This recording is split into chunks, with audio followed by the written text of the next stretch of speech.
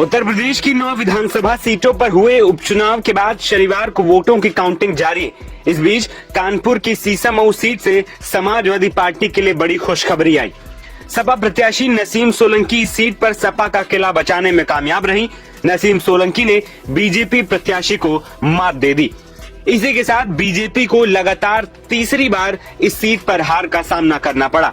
चुनाव आयोग की ओर से जारी किए गए आंकड़ों के मुताबिक 20 राउंड की वोटिंग पूरी होने के बाद नसीम सोलंकी को 69,714 वोट मिले, जबकि बीजेपी प्रत्याशी को 61,150 वोट ही मिले।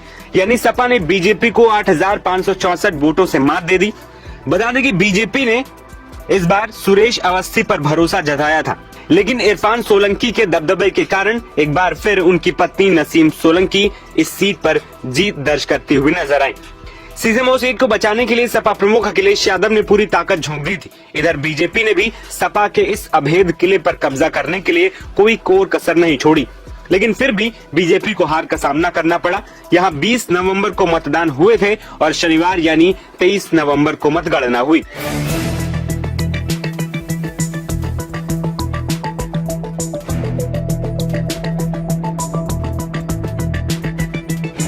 वहीं साल 2022 के विधानसभा चुनाव में हाजी इरफान सोलंकी ने सपा के टिकट पर यहां जीत दर्ज की थी। उन्होंने 79,163 वोट पाकर भाजपा के सलील बिश्नोई को 66,897 वोट मिले थे। वहीं कांग्रेस के हाजी सुहेल अहमद को सिर्फ 5,616 वोट मिले। सीसामऊ सीट पर करीब 25 साल से समाजवादी पार्टी का वर्चस्व बरकरार है। सपा इसे पारंपरिक सीट मानती है, जिसे नसीम सोलंकी ने कायम भी रखा। नसीम सोलंकी इरफान सोलंकी की पत्नी है। इरफान सोलंकी इस सीट से 4 बार विधायक रह चुके हैं। उनके जेल जाने के बाद यहाँ उपचुनाव हुआ था। नसीम सोलंकी ने चुनाव के दौरान पति इरफान के जेल जाने का मुद्दा उठाया और भावुक अपील कर लोगों से खूब सहानुभूति बटोरी। नसीम सोलंकी का यह पहला चुनाव था। उन्होंने अब तक राजनीति में कदम नहीं रखा था।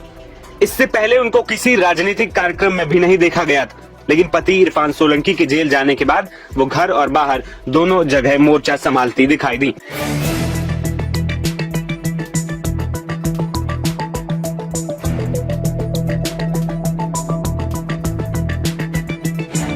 अखिलेश यादव से मुलाकात के दौरान सपा प्रमुख ने जब उनसे चुनाव लड़ने को लेकर बात की तो उन्होंने इस पर हामी भी भर दी।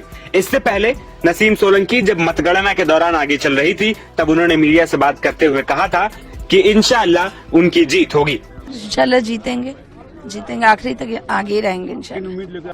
आपको बता दें कि धीरे धीरे अब लगभग सभी सीटों पर तस्वीरें साफ हो रही हैं। सपा करहल सीट पर भी आगे चल रही है। वहीं कटहरी सीट पर सपा और भाजपा में कांटे की टक्कर है, तो दूसरी ओर मुरादाबाद की कुंदरकी सीट पर सपा को करारा झटका लगा है और बीजेपी ये सीट 31 साल बाद जीतती हुई नजर आ रही है।